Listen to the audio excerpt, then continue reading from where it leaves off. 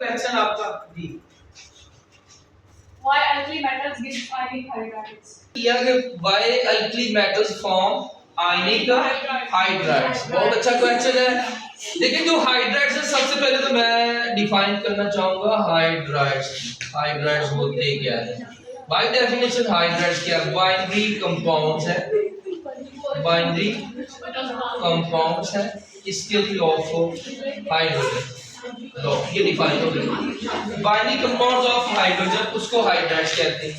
अब इस क्वेश्चन में उसने पूछा कि अल्कली ही क्यों, अल्कली मेटल जो है वो बनाती है क्या?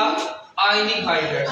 असल में जो हाइड्राइड्स है ना ये बेटा ये तीन तरह के होते हैं। ये हाइड्राइड्स कितनी तरह के होते हैं? तीन तरह के। ऐसे हाइड्राइड जो मोस्ट इलेक्ट्रोपॉजिटिव एलिमेंट बनाएंगे उनको हम आयनिक कहते हैं, और ऐसे एलिमेंट जो मोस्ट इलेक्ट्रोनेगेटिव है वो जब हाइड्राइड्स बनाएंगे तो उनको हम कोवलेंट कहते हैं। और दरमियान में जाहिर है वही आएगा जिनमें कुछ ना कुछ प्रॉपर्टीज आयनिक वाली और कुछ कोवलेंट वाली होगी, उनको हम इंटरमीडिएट का नाम देंगे। और इंटरमीडिएट जो हाइड्राइड्स होते हैं उनको आप पॉलीमेरिक का भी नाम दे सकते हैं। तो पॉलीमेरिक हाइड्राइड्स वो होंगे which have some properties of some ionic character and some covalent character। Intermediate होगा आयनिक और कोवलेंट। अब बात करते हैं कि अल्कली कौन सी है भाई। अब देखिए पॉइंट टू बी नोटेड, यहाँ पे जो बेटा सोडियम है वो अल्कली मेटल है, ठीक है जी। सोडियम अल्कली है, मैग्नीशियम अल्कलाइन है। लेफ्ट से राइट की तरफ जैसे जैसे आप आएंगे तो इनकी इलेक्ट्रोपॉजिटिविटी कम होती जाएगी और इलेक्ट्रोनेगेटिविटी ज्यादा होती जाएगी। तो यहाँ पे मैं अगर इलेक्ट्रोपॉजिटिविटी और इलेक्ट्रोनेगेटिविटी के बारे से बात करूं तो इलेक्ट्रोपॉजिटिविटी डाउन द ग्रुप बढ़ती है लेकिन लेफ्ट टू राइट कम होती है। इलेक्ट्रोनेगेटिविटी लेफ्ट टू राइट बढ़ती है, डाउन द ग्रुप कम होती है। तो कौन सा एलिमेंट मोस्ट इलेक्ट्रोपॉजिटिव होगा? सोडियम। तो सोडियम के जो हाइड्राइड है वो आयनिक होंगे, इसलिए मैं यहाँ पे सोडियम के हाइड्राइड NaH लिखूंगा, सोडियम हाइड्राइड।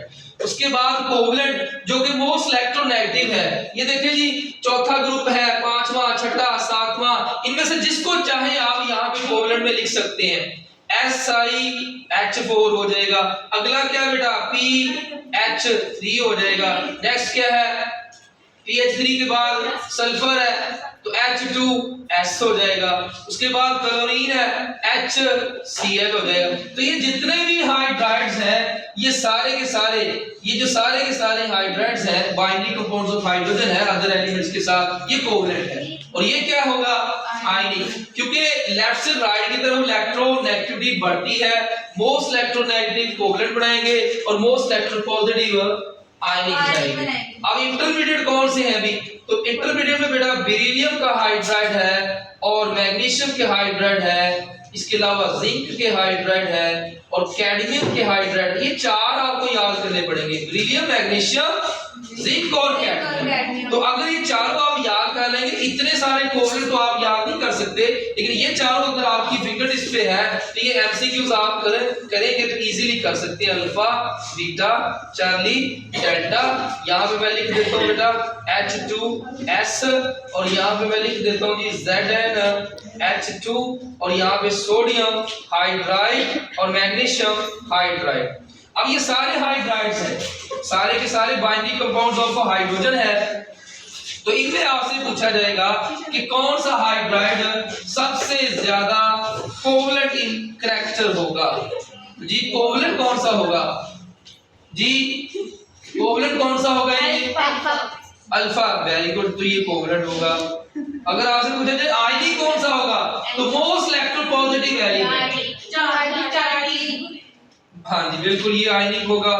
और अगर आपसे पूछा जाए कि इनमें से पॉलीमेरिक या इंटरमीडिएट कौन सा होगा तो वो बीटा होगा, जिसको आप पॉलीमेरिक